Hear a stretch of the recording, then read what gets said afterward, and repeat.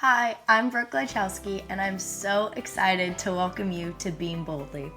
As an NCAA Division I gymnast, I know firsthand what it feels like to carry the weight of performance, expectations, and identity. Here, we're going to talk about all of it. We're going to talk about mental health, performance anxiety, NIL, resilience, and of course, how faith is our foundation that carries us through all of that. Whether it's stepping onto the beam in competition or just stepping out in everyday life, we are called to live boldly, and we're called to let our light shine.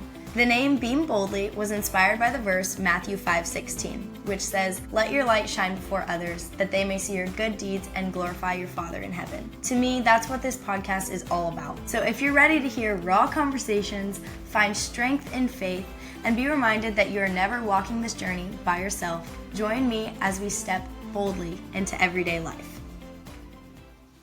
Hey, you guys, welcome back to Beam Boldly. I am so excited for today's episode because we have a very special guest, a very dear friend of mine, Mallory Gregory. Mallory and I met in club gymnastics, but then she continued on to be a gymnast at The Ohio State University. She has 2 awards from there, the Heart of a Champion Award in 2024 and the Stephanie Malice Selfless Award. And then she also just received 2025 FCA Female College Athlete of the Year, which is a huge accomplishment. It just shows that you have been bold about your faith and your time in college, and I absolutely love that. So, welcome, Mal. Hi, everybody.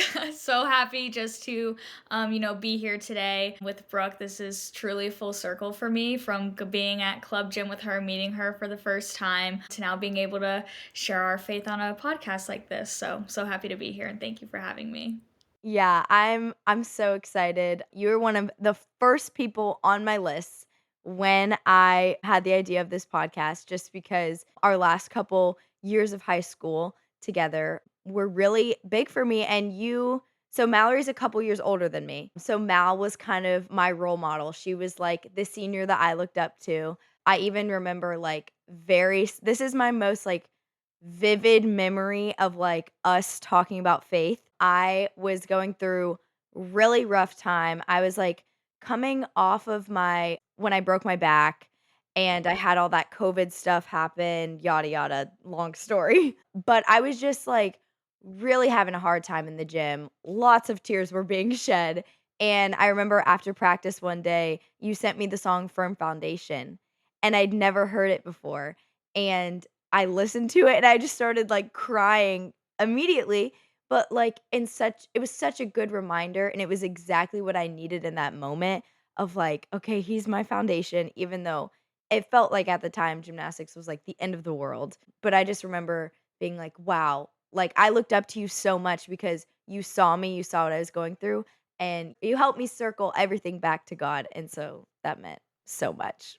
Yes, I just remember like that time, and that's kind of when I started truly living fully for the Lord was within that point, and I'm like, "Oh, like, I have this, that I am like of more of seniority in the gym at the time to help these girls and aid them in a different way," and my transition out of club gymnastics where we were together and stuff, it was like, "Okay, like, how can I still ensure that I'm impacting the girls that I'm currently around and leaving a positive impact on them as I'm leaving, but something that won't flee like I well, not fleeing, but something that won't leave them like I'm having to leave the gym to, go on to other things, but something that will, be able to be their firm foundation forever." So You setting that example was also really good for me because I was a sophomore and we didn't have a whole lot of seniority. Even like you were like one of the only seniors. And then the year following you, there was only a couple. And so I was moving into that seniority position as well. And so it was a great example of like, okay, yes, I'm, starting to get recruited and look at colleges and all of these things, but I still have a job here to like help these younger girls bring Jesus into their life, bring things back to that. So, it was really good to, like, feel that from you so that I could help others too. yes, and then now you're getting able to share it with everybody on Beam Boldly, so Yes, look at that. exactly, which has been such a blessing. Yeah, so I'm just so glad you're here. I would love to go ahead and just get into kind of your story, your background, how you got into gymnastics, what your faith was like growing up, all that sort of stuff. Yes, yes. So I'll kind of start off with my gymnastics story. It's quite a bit of a roller coaster, but I really started off in gymnastics. How I started, I went to a gymnastics camp where Brooke and I did club, which was Brandy Johnson's Global Gymnastics in Claremont, Florida, and went there with my sister, who she was the one actually interested. And I was like, oh, like my mom's like, just go along with her, whatever. So I went along. I was like, oh, this is pretty fun, but probably won't ever do it again. And my mom's like, well, like, let's just sign you girls up for classes. And my mom went to the front desk. And at the time, the owner of the gym, Kathy, was up there. And she goes, wait, is your daughter Mallory? She goes, yeah, like, I'm just coming up here to sign her up for classes. And I remember she told my mom, no, your daughter's going on team. She's going to be good. Trust us on this. And my Oh, mom's wow. what the heck? Like, what do you mean? So it was super cool. I started team. That was my seventh birthday gift was being able to start gymnastics. So That's what a great adorable. way to bring in the year. Yeah.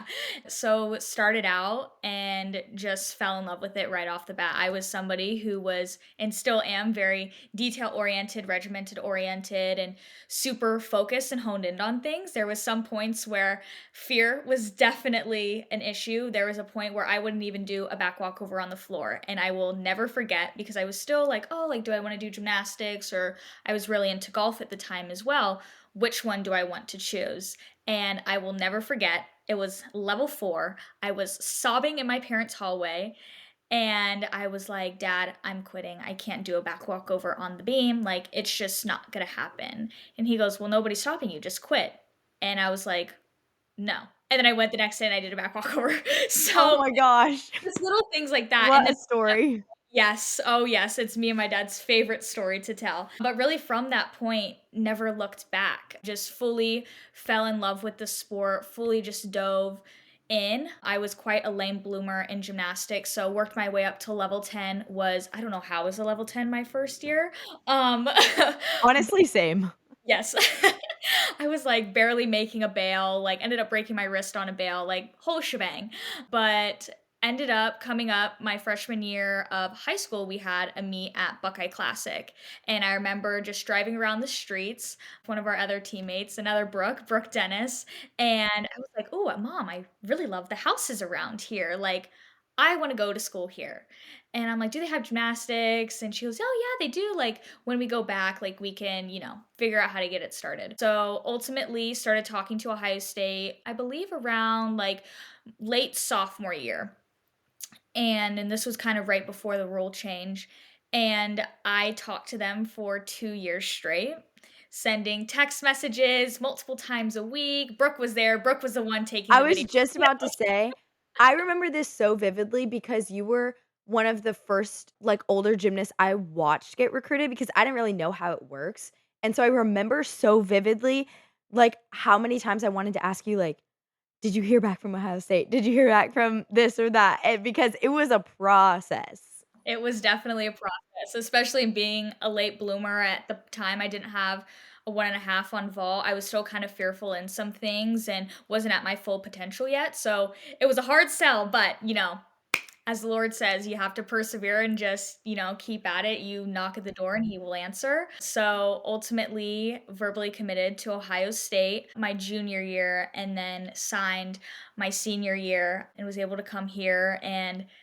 hit hardship very quickly. I had my new Achilles surgery my freshman year, which kept me out. And then, kind of through that process, doing a lot of bars, which then in return, I dealt with a lot of wrist issues within club, which unfortunately Brooke has also seen. Unfortunately.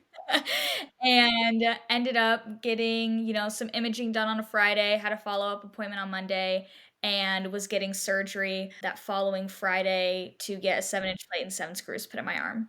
And doing that, there was a 75% chance I would never be able to do gymnastics again. And that's kind of then I've always been pretty faithful throughout the gymnastics, especially within the fear factor of everything. But it was at that point I was like, "Oh my gosh, like my identity's in gymnastics. What have I been doing this long?" And now it may be fleeing and like what am I truly standing for? What am I truly living for? Because I'm not going to be a gymnast forever. Yeah. So and kind of hearing that and hearing, I can be done, there's no guarantee ever really in life.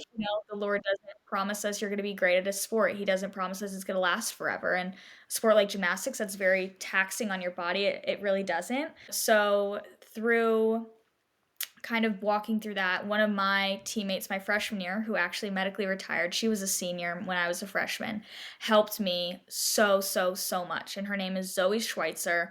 Absolutely amazing. Her and I are still best friends to this day. And she really just walked me through and taught me how to be bold in my faith and being like, gymnastics is a tool that you get to use to greater glorify his name. It's not who you are. It's what you do to glorify his name. It's not who you are. Amen. So, and her help and just truly like diving into the word, and a lot of, I'm somebody that journals my prayers. Truly just journaling out the wazoo, gearing up to this surgery. And then also my coaches were like, "Are you sure? Like, this is a big thing. Like, we really could use you as an asset." I'm like, I knew in hearing the two decisions, I needed to get everything done and the Lord was going to take it. Like, he made it very evident to me. Like, I had visions about it, like the whole shebang. Woke up from surgery, did not have an ounce of pain. Did not take a single pain Wow. medication. It was like truly a miracle, truly miraculous. Coming back after 5 months, which was supposed to be a 9-month recovery or 8-month recovery, I believe, and competed for my first time in college on vault against the team up north. We don't say their team name there. Against Michigan. And truly, and ironically, I don't even know if you know this, Brooke, but the last time I ever competed my 1.5 in a competition was the same exact day 3 years prior. Yeah. Wow. I did not know that. So it was That's truly like crazy. only God could orchestrate that. And there was Yeah, on the team being like, "How are you going through this?" And like being okay with it. I'm like, I know I'm not in control, so I can have joy within the hardships and can still find the little things to be happy with. And ended up going through the whole season, ended up getting a concussion at Big Tens. oh my Unfortunately, gosh. got my season a little bit short. And yeah, yeah, it's been a ride, and now I'm going into my senior year here at Ohio State, but medically retired after my junior season due to the metal starting to reject from my body. So, if you can think of the worst pain you've ever felt in your life and times it by 100, that's what I was feeling constantly 24 hours a day, and it was getting to the point where I still had joy and I still had faith in what the Lord had promised me, but he was showing me in a different light, okay, this is what I'm calling you to do for these girls. I'm calling you to evangelize to them. I'm calling you to call them higher. I'm calling you to be there and assist, just like how I did Brooke and Club. Be there in a different light. Totally. Somebody with a voice, to not be afraid to voice it. And I originally was going to medically retire before season even started last year. And talked with my coach, and I had a surgery date scheduled. I was ready to be done because just of the amount of pain. And it was a miraculous turnaround. It was a Friday. I was praying. I'm like, "Lord, I feel like you're telling me to medically retire. I have practice literally Saturday morning. You make it so miraculous to where I can't deny it anymore. I don't care like what happens." I went in the next day, face planted 3 times on floor, and I never face plant on floor. And I was like, "Oh, okay." Yeah, I don't know if if I'd ever seen you face plant on floor in all the years that we were together. And I was like, Oh my "Oh my gosh. god. Okay, So so." you're like, "I'm done." Like, Mhm, that's and my way out. point, like, I walked out of the gym just crying. I was like, Oh, "Okay, Lord, like, I hear you. You made it very evident to me." So I went and talked to my trainer, waited about a month, scheduled a surgery for, I believe, like, end of December. And then me and my coach were talking, she's like, "Let's just take a month. Let's truly just see if it'll subside with time." And I was like, "Okay." Like, I'm gonna be respectful of that. Like, I still have a job here, and ended up postponing it that first time. Then next month came around, had another surgery date scheduled. Some girls started to go out with some injuries. She's like, "Oh, like, let's just start to, work on some front tumbling." I was never a I've front tumbler. never seen Mal do front No, tumbling. never a front tumbler, never really could Yeah, front twist. I would twist right off the floor and land on my back in the pit. yeah. Like, Y that's Like, the you and Brooke Dennis, the front twisting was, like, not happening. never. Never, and I was like, "Okay, I've never front twisted before, but, I can't do anything on my arms, so let's just give it a shot."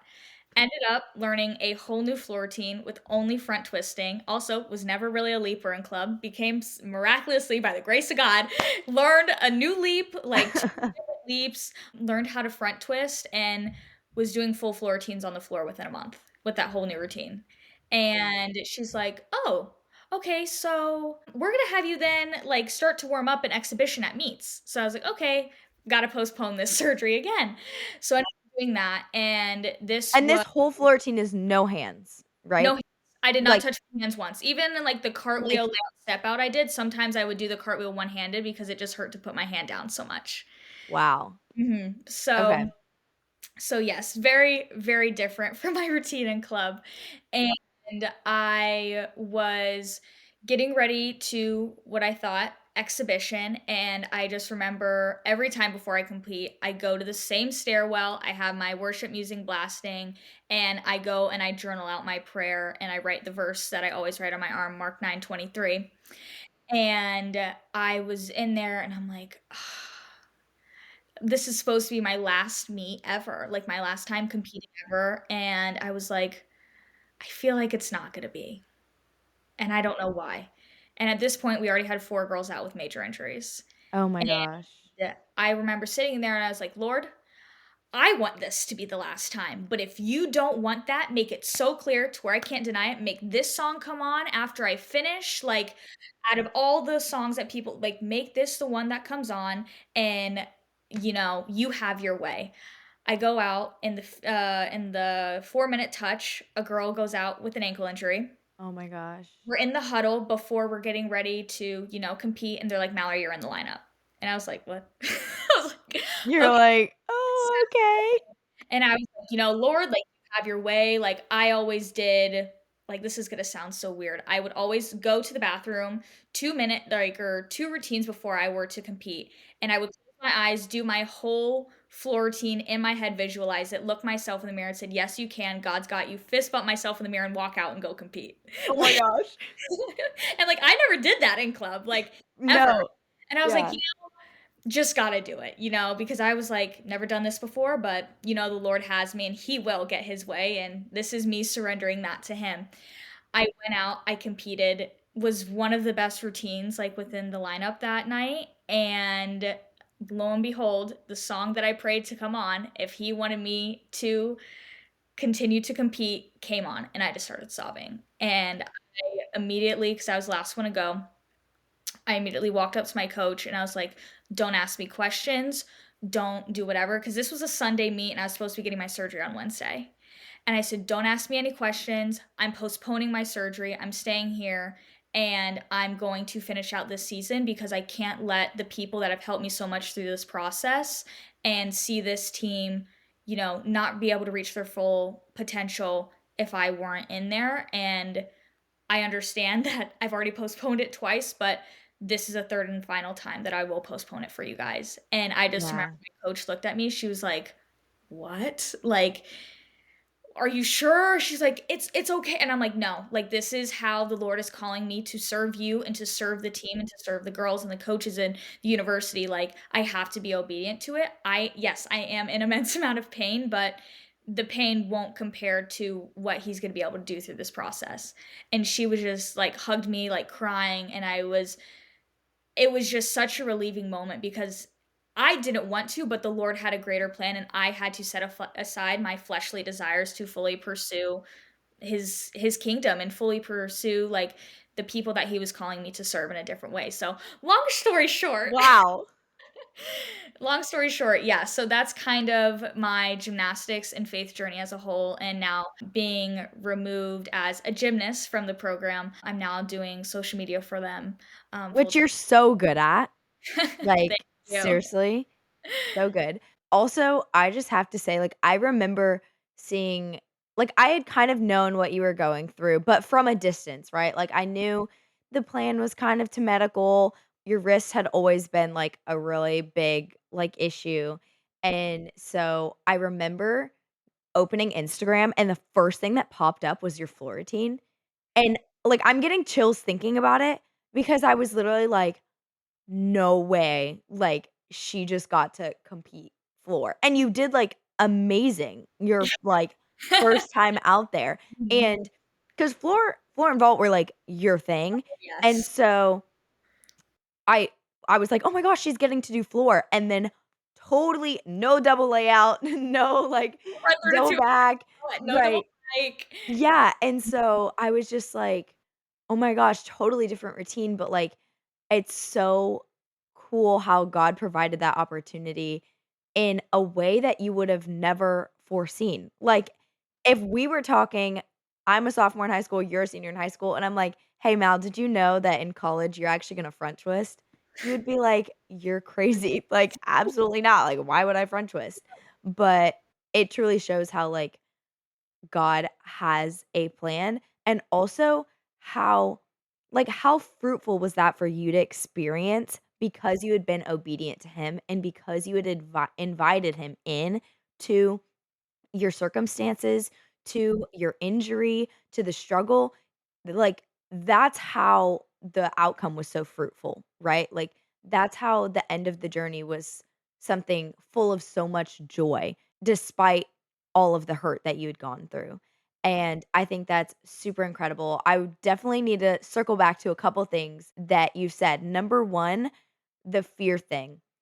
You know, I'm in that same boat, and I know that there's so many younger athletes, especially gymnasts, because this is a crazy sport that we do. It's awesome, but it is crazy. And I know that so many athletes face this fear aspect.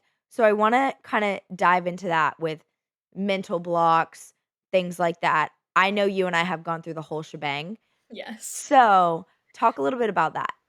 Yes, I mean, you say any skill within gymnastics, and I was afraid of it at one point. Like, there was a point I wouldn't even go over the table on a front handspring, wouldn't even do a back walk from the floor, wouldn't let go of the bar. Like, when I was learning giants, I was terrified to go around the bar. Like, and that's No, same. I was scared to jump to the high bar. I would like, honestly, while we're at it, I was terrified to do any sort of vault, period. I was scared to jump to the high bar. I was scared to do giants, scared to do my flyaway, even after I'd done it for years. yes. Somehow, things still haven't, and mental blocks still creep in. I Mhm. mean, I was scared of rounded back handsprings, double backs, like, twisting on floor, series on beam. I'm pretty sure I've relearned my series, like, 4 times. Same. Like, it's real. Just for the little girls out there that are listening that are like, "I'm so scared." Girl, we're right there with you. I promise we were there. Yes, yeah, and I just think through that, I was also held by fear in so many different parts of my life. One was definitely sleep for me. I could not sleep alone, and, like, I was, like, also seeing a lot of sports psych people. I've probably seen a total of 3 to 4 different sports psych people, like, throughout Wow.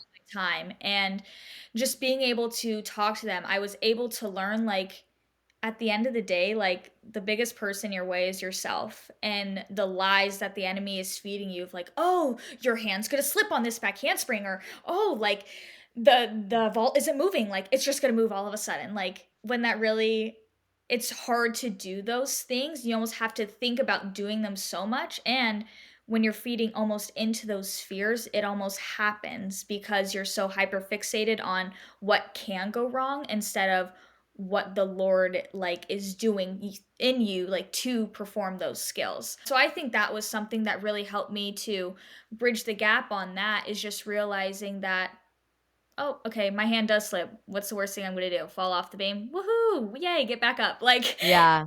I almost had to You had to, like, symbolize it. yes, Simplify. simplify. There we You go. had to simplify it. Yes, I really just had to simplify it in total and be like, "Okay, what is the truth?" It's just like the Lord tells us, like, "My word is the truth. My word is living water, like, it is life." Like, okay, so what is the truth behind this skill? Okay, I'm gonna reach back, my hands are gonna go on the beam, they're gonna have little W fingers, and I'm gonna kick over. Okay, that's the truth. Go execute the truth, you know? It's just I really just had to simplify it, and I think within growing and maturing in gymnastics, but also heavily in my faith, it truly, truly helped me in being able to simplify it and as well and be like, okay, what is the truth? What is, the concept of this skill? Okay, I just need to focus on the simple things and everything else will take care of itself. And even like when before I got my wrist surgery initially and I was, fighting for a bar lineup spot, like even just within the summer training bars, I did go back to a mental block with my Takachev on bars and really just had to go back to the basics and not necessarily relearn it, but reframe my mind on the truth and the matter of fact of the skill, not having it to where I was feeding myself these lies and these fears to where then I was doing full bar routines in the summer leading up to the surgery. Yeah, I think that our stories are actually so similar, and I wish that I mean, literally, part of the reason I'm starting this podcast is because I wish that I knew how to invite God into my mental blocks because I never understood them. A lot of times I couldn't even tell you, like, why I was scared. It was just like, I was just scared. Yep. And I remember the first time I realized that my thoughts were not coming from God, and Brandy Johnson, she looked at me. I was, like, walking back down the runway after not going for a vault, and she was like, "The enemy's feeding you lies right now." And I remember it hit me.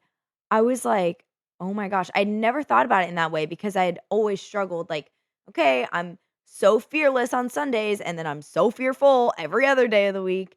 And when she like connected those dots for me, I was like, "Oh my gosh, like that's exactly what's happening."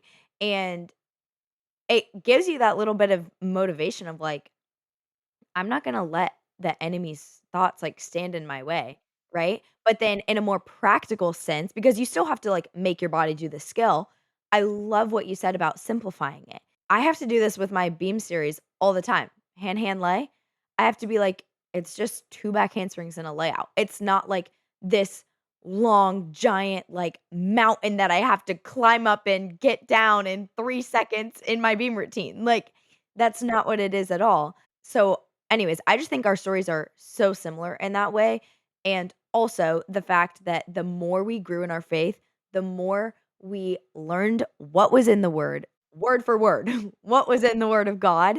It helped so much because, again, you didn't have to relearn the skill. You didn't relearn a Tkachev. You'd been doing a Tkachev since what, Weird. 2020? Like, something like that. Mhm. You don't have to relearn the skill, but you had to reframe your mind on the skill. And part of that is bringing God into it and being like, okay, what does God say about me? And what does he say about me doing this skill, right? He says that you are capable, that he is your strength, that he's going to help you, that he is going to protect you. That's what he says. And then you think of the actual gymnastics side of like, okay, I'm whatever the skill is. I'm running down the runway, doing a round off onto the board, and so be it from there, Mhm. right? Yes. Yeah, Yeah. so powerful. Yes, truly so good. It's even like reminds me too just of like the refinement process that we go through in our faith and we're all going to fall short at some point, but when you fall short, which direction are you pointing? Are you pointing back to the Lord or are you pointing, to the world? So like in knowing like everybody's going to fall short, everybody's going to be held captive by fear, anxiety, depression, something at some point, but when it does fall to that, which where are you pointing and who are you around to help feed that truth and that life back into your life. I know that there's a verse in the Bible too that says, "When you walk through the fire, you will not be burned." And this verse is so powerful. I love it because it never says you're not gonna walk through fire. Like, it never says that those struggles, like the mental blocks, the anxiety, the fear, it never says you're not gonna have those struggles, but it says that with God, you won't be burned by them. Like, he is the one that gets you through. He is the one that helps you overcome, and that's incredible. Like, what a cool story of, imagine the story literally being like, "Yo, I just walked through fire yesterday, but, like, look at me. Yeah. Like, I'm not burned." It's the Mhm. same way, yeah, you can't physically see I was marked by anxiety yesterday and now I'm not. You may not be able to physically see that, but scripture says that, and it's such a reality for how God works in our life. No, for sure. Like even when it talks about like running the race with endurance, like it doesn't like in at when you're running a race, you're running at different paces. You're going through different avenues and obstacles. And it's never going to say, "Oh, you're going to run a perfect race at this pace and, you're going to make it, through this time." No, it's a marathon, it's not a sprint, and there's going to be different paces, and everybody within their own walk with the Lord and relationship with the Lord is going at a different pace as well. So I think that kind of, especially in a sport like gymnastics, which is very comparison based and you're judged on how well you can execute. That's literally our whole sport Yes. is being judged. Are you perfect? How perfect are you? And how perfect are you not? It's Yes. our whole sport. We're surrounded by it a lot.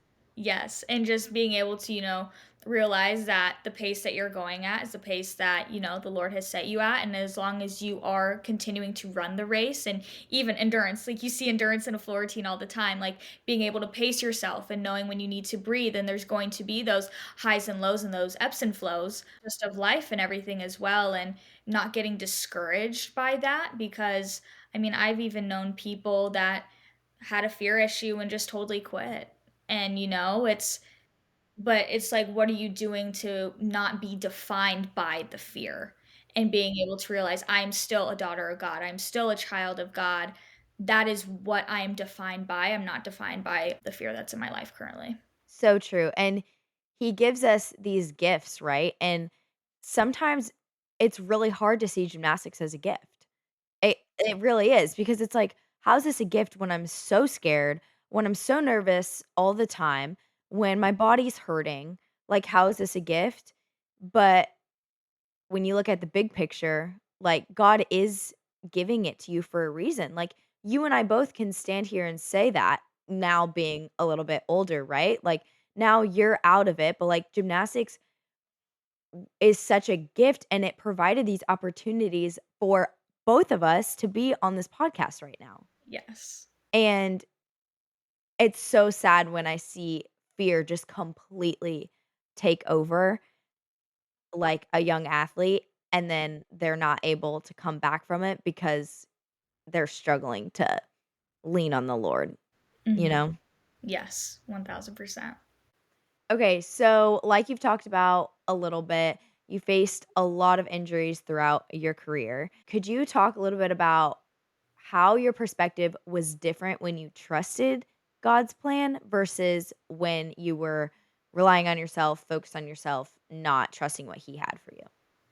Yes, yeah. So I came to Ohio State and immediately it's like, I want to be in this vault lineup. I want to be competing floor. Like, I don't really like bars, but I still, want to be vouching for a spot and all of these things. And it was very much about what I can do to set myself up for worldly success versus what I can do to glorify the kingdom. And ultimately, did not get to compete at all my freshman year with getting the surgery on my Achilles. And then going into the summer, I was like, okay, like, I'm just going to have the Lord take control. And it started to be really fruitful again. I was, fully recovered from that and doing skill sets before preseason started and all of these things. And then all my wrist stuff started happening and was all of a sudden now like in a hospital operating room getting the plate and screws put in my arm. And I just remember sitting there being like, okay, Lord, like I know there's a chance, like doctors are telling me there's a chance I can never do the sport again, but I know you have a greater plan and this was put in my life for a greater purpose. So through that, fully surrendered over sport and everything to him and be like, you have your way, you point me in the right direction and I will be obedient and I will follow. So ultimately that became so fruitful and being able to make such a quick recovery and being able to compete multiple times that season, stuck a vault at Penn State, and like I went crazy. Like I was Yeah. excited and everything as well. And going to Big Tens, I was like, okay, like I've already stuck one vault, this year I'm gonna go and I'm gonna be vault champ. Like I know there's other people in the conference, but I want this bad and I will find a way to get it. And in warm up that meet, literally like one of the weirdest flukes that I've ever seen happen.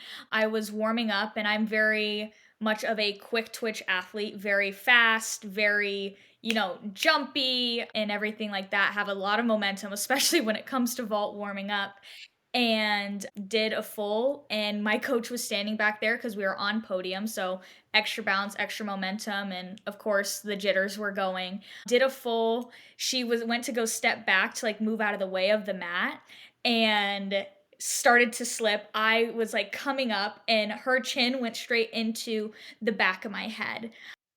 And I Ow. was like, "Ooh." I Oh was my like, "Oh, gosh.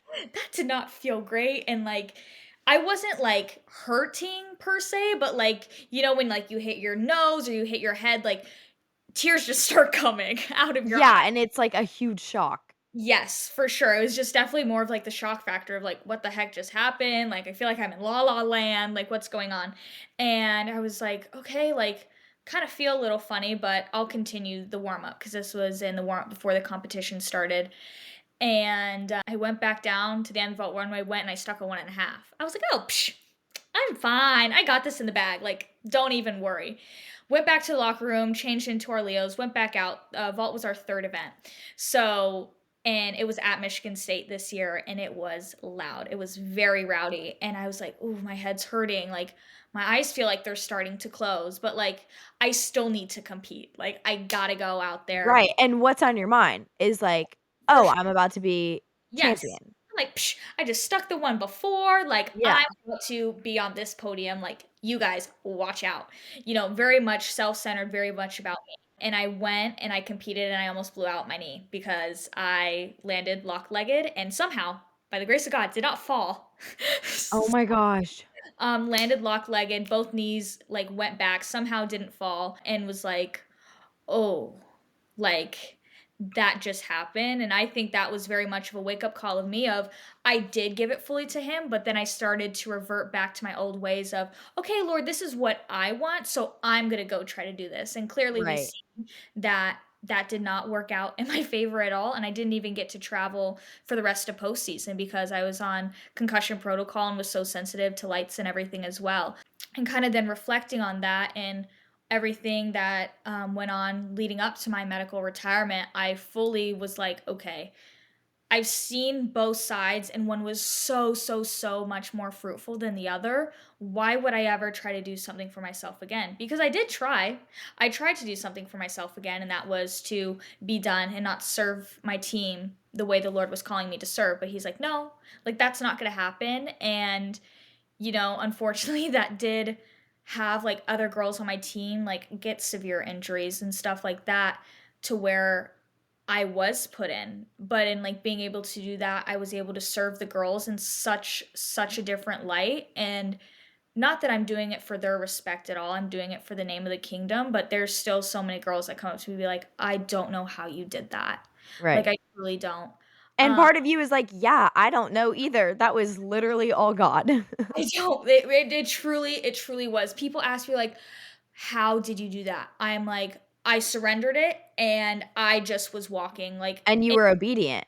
yes, like it's Mhm. so like obedience is just so so important because of if you were to disobey, your disobedience could have an effect on everybody else around you in your life. So it's like, okay, not only are you being obedient to the Lord, but also his plan and what he's going to do in your life to then, serve those around you. That's something that I truly just was able to see and like so vividly like, okay, Lord, you delivered me from this injury. You really didn't have me medically retire when I thought I was going to have to after getting it put in like the first year. And then I tried to take back control, almost blew out both my ACLs. And then now again, I'm here competing and ending, my competition season at Penn State, which is the first meet I ever traveled to with the team, my freshman year. And now I'm ending my junior year. This is where I'm competing for the last time at regionals, which I never thought I was ever going to be able to do with like my whole family in the stands. And I just remember being done, just like crying with my teammates. And I was like, I have no regrets. And like that's something too, like even like throughout life, like not only gymnastically, but I never wanted to have regrets of anything. If the Yeah. Lord was calling And me, you know who told us that all the time? Miss Kelly Pitson. oh yeah, Queen Kelly, yeah, she I mean, and too, like, that's something I she truly taught us so well is you never wanna have regrets. You never wanna look back at, your time as a gymnast, whatever sport that you may be in, your life in general, like, being on your deathbed being like, "Oh, I wish I went and I told this person about the Lord. I wish I served this person like the Lord calls us to serve." But just being able to have that selfless mentality to where you're truly just working for the good of the kingdom. Right. And imagine if, you know, the first time that you were like, "Yeah, I'm done. I'm retiring." Then you're hearing God like, "No, this is actually not what's gonna happen." Imagine if you were like, "No, yeah, like, I'm still retiring." Like, Oh, I if you had not been obedient to, like, Mhm. that whisper in your ear, Mhm. you wouldn't have necessarily regretted because you wouldn't have known what would have happened gymnastically. So you wouldn't have necessarily been like, "Oh, I regret not coming back and doing floor," because you wouldn't have known that was gonna happen. But you would always have that thing in the back of your mind that was like, "What if I would have stayed obedient to what God was whispering in my ear in that at that like, in that moment? What if I would have stayed obedient?" I remember me and my mom, we were sitting at Brassica over by my apartment, and I flat out I said, "Mom, I'm getting my surgery on Wednesday, so I'll be seeing you Wednesday." And, like, this was, like, the Saturday before, like, our meet on Sunday. She goes, "We'll see about that." I said, "No, like, you think I'm joking? I'm getting my surgery on Wednesday. I'm so done. I can't do this anymore." She goes, "Alright." And I was like I was upset. I was like, Yeah. like, "Why are you saying that?" And then I remember walking up to her after the meet, I'm like, "So, you were So right." how did you know? Yeah. I'm like, "So," she goes, "Well, like, It's the mom intuition. I mean, mothers always know best." Yeah. And truly, like, I was so set on that, but then also too, like, I could already feel that regret stirring in my heart of like, "I was calling you to do this and you didn't be obedient." And, you know, Yeah. I could not fathom, like, the regret that I would feeling, but I would have felt if I didn't be so obedient and wasn't so bold in everything the Lord was calling me into, and that also comes with, like, people like my mom and my family and my mentors and my friends that are so rooted in faith around me to speak that life into me, even if it's not what I wanted to hear, but it's what I needed to hear and what God was calling them to tell me as well. Right.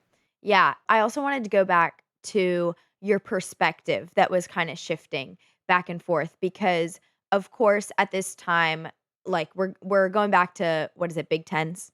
Mhm. Big Tens. You are super strong in your faith, like, there's no doubt about that. You have been for several years, yet our flesh and the enemy, they still creep in, and that's something that we're still gonna deal with every single day. It's not like you and I have escaped that now, Mhm. but it's honestly, like, a perfect example of, like, your eyes were not fixed on Jesus anymore. Like, they were not fixed on the Lord, and the outcome was a little bit disappointing. It wasn't the worst thing in the world, but it was a little bit disappointing, and it was because your eyes were not fixed on the Lord, whereas, you going out to do that floor routine, your eyes were totally fixed on Him. Mhm. If you would have gone out and face planted, you would have been like, "Well, that's what God wanted me to do," because that's how much you had surrendered, right? Of course, it didn't happen like that. It ended in a wonderful way, but that shows that because your eyes were fixed on Him, like, He rewarded you for that and He honored you for that, and it's so hard, especially when you have to think about the gymnastic skills that you're doing. It's not like you can just be like, "YOLO." Like, whatever. Like, you have to think about them, but there's a difference in your heart when you're fully surrendered than when you're not. And another thing that goes into that is when our eyes are fixed on the Lord, you see things that you wouldn't have seen otherwise, right? So when you are getting ready to go for that vault, you're thinking about, I got this, I'm about to do this, which saying I got this isn't a bad thing. You should be confident, but in a way that's like, Self selfishly, right? Like, I want this for me. Like, I want to be Big 10 champion for me. Mhm. It's so self-centered compared to the opposite of, "God, I surrender this vault to you. here you go, or like you did in the floor routine, I surrender this floor routine to you.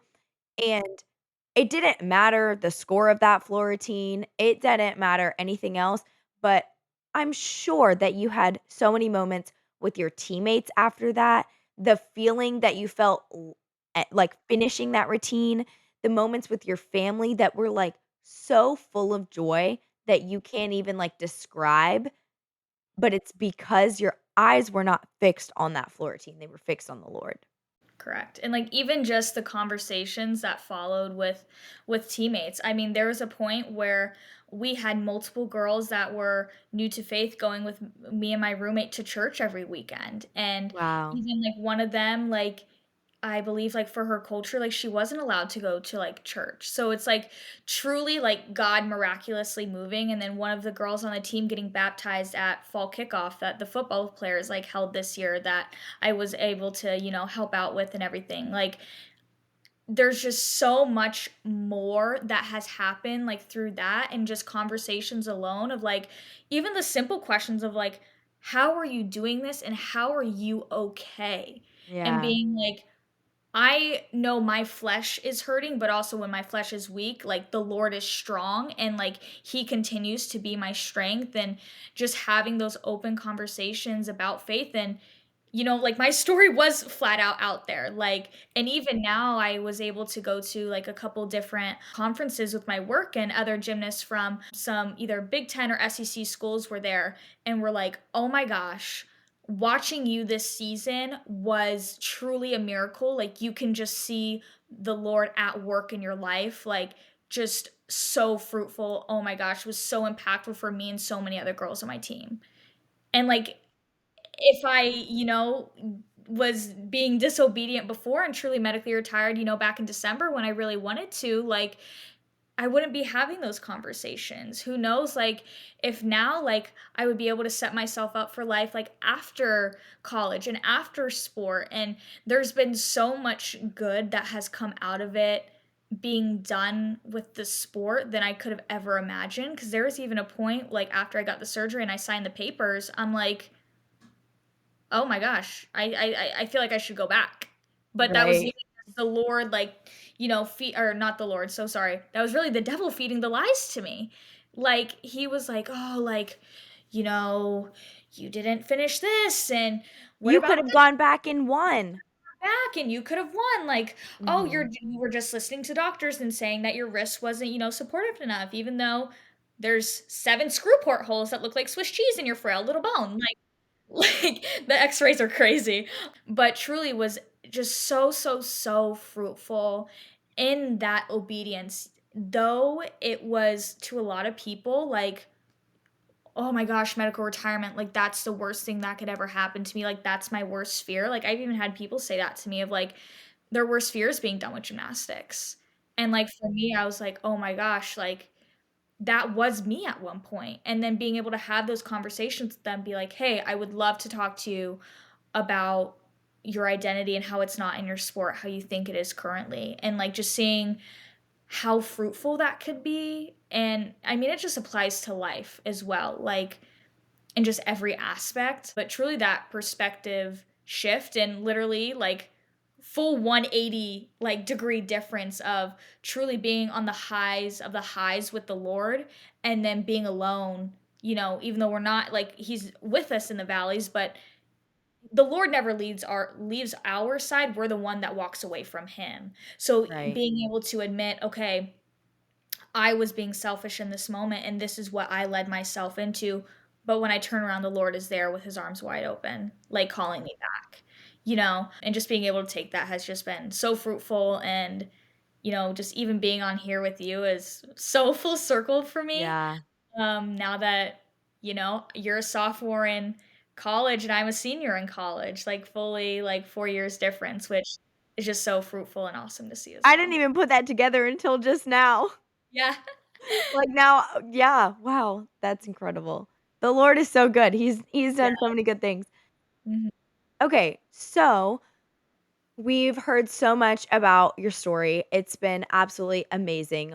What are some daily practices that you do to ensure that the Lord is continuing to be the driving force in your life? Yeah, that is such an amazing question. I feel like looks so different for everybody as well. The one thing that I truly do that just helps me to stay rooted is quiet time with the Lord. Ensuring that there's no background noise, like turning down the noise of the world and turning up his voice to where, okay, like as I'm looking for jobs, as I'm getting ready to graduate, as navigating friendship relationships, just everything in life being like, okay, what is the Lord telling me?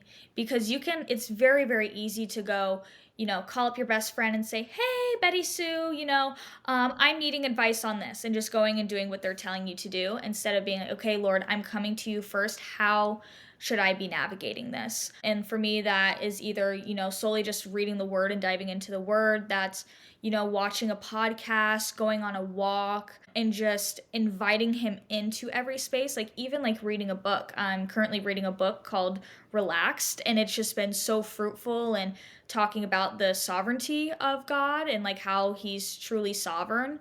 And like just really also as well who you surround yourself with is such So a important. big factor, because when you are, going through difficult situations or things like that, are they speaking life into you, or are they speaking, worldly Worldly.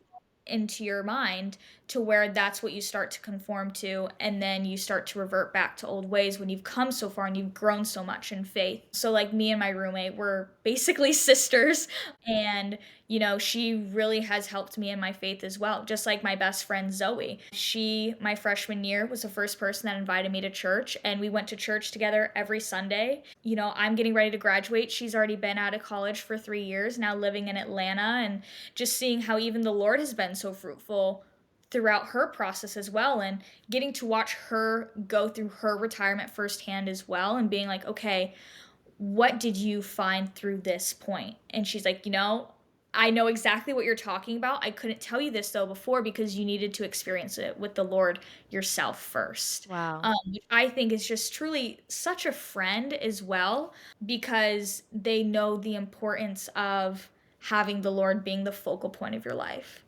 And there's no jealous without being, that first person that you go to or anything like that. So truly quiet time with the Lord is something that has kept me rooted and kept me on his path. Like, even when, my flesh is weak and, I fall short in different aspects of my life, like knowing that he is there, and truly prayer. I know everybody likes to say prayer and stuff as well, but there's something about I've heard somebody say it's like when you are laid down face first at the feet of Jesus, you can't fall. Y But like Literally, even 'cause you're already there. You're when you're as low as you can go. already there, spread out in front of him, like, you can't fall. Even if you're at your knees, you can still fall, So fully being surrendered, like flat on your face before the Lord. And he already knows everything. He's just waiting for you to come and confess whatever it may be to him. Hey, Lord, I'm doubting you in this aspect of my life. I don't know if you're going to be able to provide this job. Still going to him with that uncertainty, to where he's like, okay, now watch what I can do. And that's just been something so impactful for me, and like kind of how we talked about before, how, and you said you do this as well, of like journaling out your prayers, and Yep.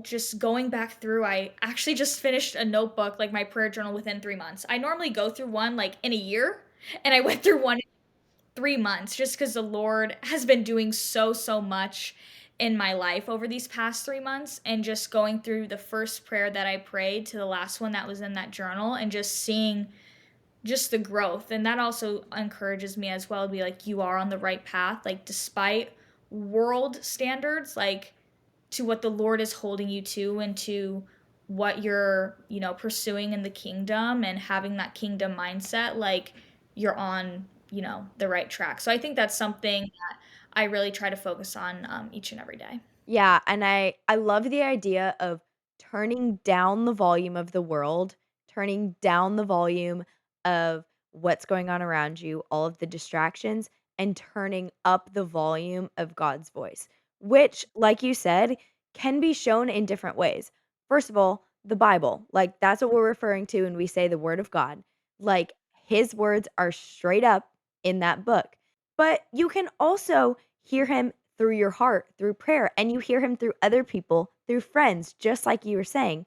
And so, number 1, all of those things are so important, but we have to be disciplined that we're seeking his voice and we're intentionally trying to turn up the volume of his voice and not your own and not the distractions around you. I think that's such a great reminder. Yes, yes, for sure. Okay, this has been awesome, Mallory. Final question. What is your one piece of advice to a younger gymnast or athlete who's trying to navigate how their sport and their faith coexist? Yes, that is such a great question. I would just encourage anybody that's out there, whether you're new to faith, this is your first time ever listening to a faith-based podcast, if you're, a gymnast and came on here to, see amazing Brooke G Oh, as stop. well. Just truly starting off with just prayer and just being open and being vulnerable. There is so, so, so much freedom and vulnerability, whether that is vulnerability with the Lord, whether that's, confiding in a friend. We're called to bear each other's burdens, and in bearing those burdens, we're called to not hold them and just stand there with the person. No, we're called to lead them to the cross. And this podcast is very evident as well of that. So truly just being steadfast in faith, and no matter what pace you are at in your walk and running the race, keeping the Lord at the forefront and surrounding yourself with the truth when we're in a world right now that is focused on what's next and what your future is going to look like and what college you're going to go to and all of the worldly worries, focusing on what truly matters, which is the kingdom of God and your relationship with the Lord, and not being afraid to talk about it as well. There is power in being bold in your faith, and it's not going to be easy. I'll be the first one to tell you that. I'm sure Brooke can agree with that as well. Yep. But as long as you are steadfast, and there will be those things that come around no matter what journey you are on currently, whether that's a season of injury, whether that's you just committed to your dream school, like no matter what point you're at in your life, just truly being unwavering for the Lord. And there's so much power in just loving those around you, and just serving those, whether send your friend the firm foundation music, and you never know, You never know. been through that, so just being truly obedient. Yeah. Um, and I hope just in sharing my testimony today on here just shows the power of obedience, whether it's, being able to go back out and compete, or, being obedient and, you know, being done with the sport that you love, and just seeing how fruitful. And never forget, the Lord is sovereign. Anything you do cannot separate you, one, from his love, and two, for the plan over your life. Awesome. So good, Mal. That was so good. Wow. Thank you guys so much for listening to this episode of Being Boldly. Thank you, Mal. This was awesome. Guys, Mal is one of my best friends. This was so much fun. And we're so grateful that Brandy Johnson's brought us together. So awesome. But make sure that you guys subscribe and follow so that you don't miss any more Being Boldly updates. Bye.